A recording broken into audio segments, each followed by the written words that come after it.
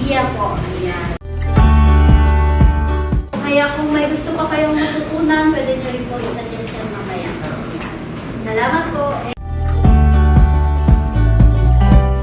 So second, I would like to congratulate our incubatees na kayo yung napili for the WPU AAPBI project. So I think this will be a series of training that will be conducted for you to ensure that you will be successful in your own businesses. Another one is the engaged employees. So, kung isa, dalawang man yan, or marami kang empleyado, one simple way to improve employee engagement is to initiate yung employee advocacy. So, yung mga proseso, kailangan integrated siya sa business natin.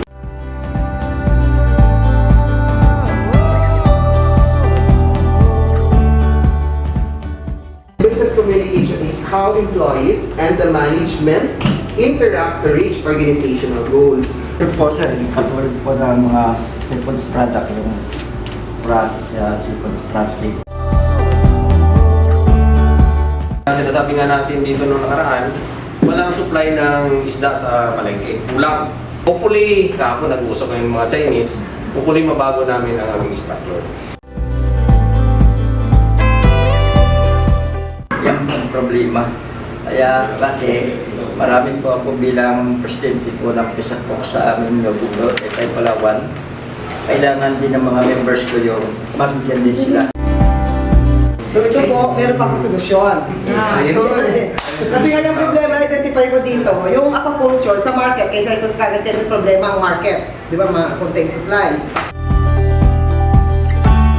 Isa sa mga problems na nakita ko ay I provided din malampaan at akong palit is because sa hometown kasi namin from Taytay.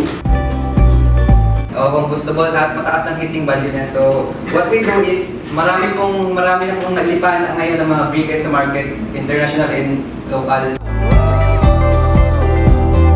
Pag overspending ka, nagsweldo ka ngayon, in just about few days, wala ka ng pera. Diba? Kasi overspending ka na. So, ang mangyayari dyan, pag wala ka ng pera, mangungulang ka na.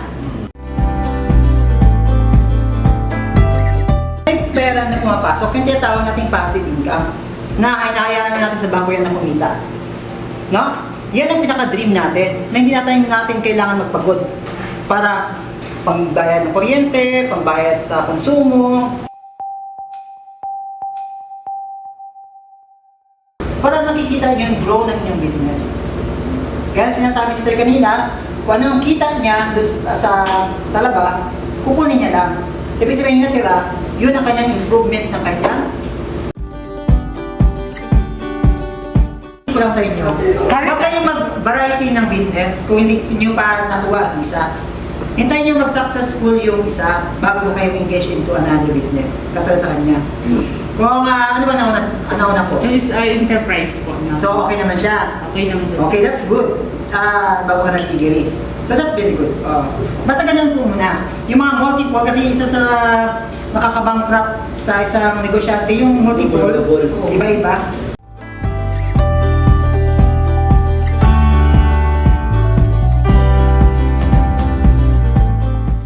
Ito yung types ng images na ginagamit sa storytelling. Kaya yung photography, may graph, may photo collage, user-generated images na mag-invoke sa mga bibisita sa page na ano nila, no? Ang kilikin. Tanggalin ko yung caption. Ito na. May story ba?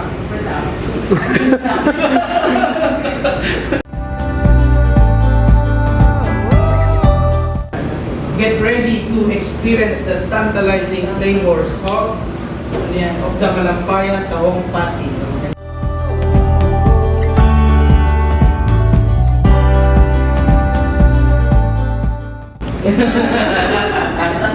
Kasi may palupitan. Kasi may tolya. Palupitan ba? Kasi may tolya, kaya space coming sa province. Pero maganda yung idea na nilagay niya sa tabi ng bintana.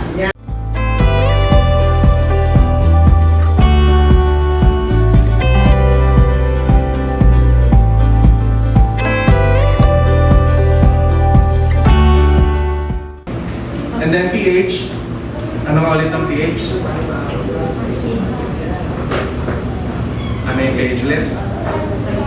Sige, mamaya, i-discuss natin. Sa fish ponds naman, may tinatawag tayong turbidity or transparency. Kung nung sa Port Barton may nakita niyo yung sa KDC, di ba?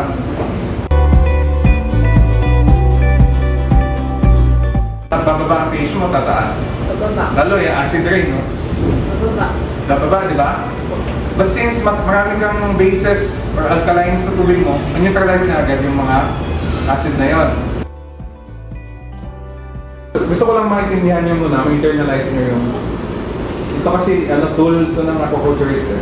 Hindi pwedeng mag-aquaculture ka na hindi mo alam ito. Yun ang niya, player. So, depende yan kung may marami bang nagtatanggal ng carbon dioxide, maraming naglalagay. Kaya isda, di ba? Isda at saka plankton. Isda nagbibigay. Magbili ako niyan. Kailangan ko niyan. Ang isang bagay na pwede natin